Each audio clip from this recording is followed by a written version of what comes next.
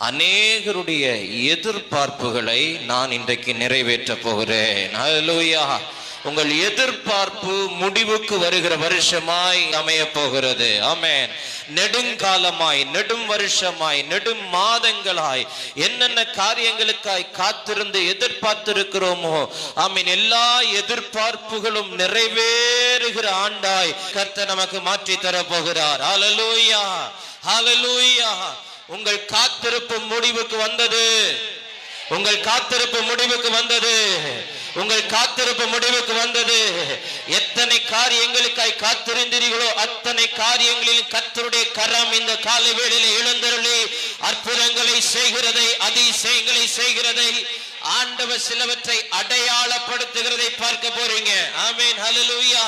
கர்த்தர் செய்ய போகிற காரியங்களுக்கு சில அடையாளங்களை கர்த்தர் காண்பிப்பார். ஆண்டவர் அடையாளமிட்டு அதிசயங்களை செய்ய போகிறார். ஆமென். இன்னென்ன பிரகாரம் செய்ய போகிறேன், இப்படி செய்ய போகிறேன் என்று சொல்லி பரிசுத்த ஆவியானவர் இந்த சபைக்கு, இந்த இடத்துல கூடி வந்திருக்கிற ஜனத்துக்கு செய்ய போகிறார்.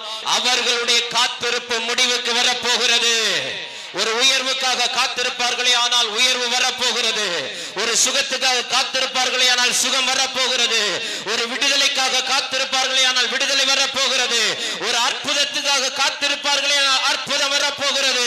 ஒரு பிள்ளை பாக்கியத்துக்காய் காத்திருப்பார்களே ஆனால் கர்த்தர் பிள்ளை பாக்கியத்தை கொடுக்க போகிறார். ஒரு திருமணத்துக்காய் காத்திருக்கிறவருடைய எதிர்பார்ப்பு முடிவுக்கு வரப்போகிறது. ஒரு பிசினஸுக்காக காத்திருக்கிறவர்களுக்கு எதிர்பார்ப்பு முடிவுக்கு வருகிறது.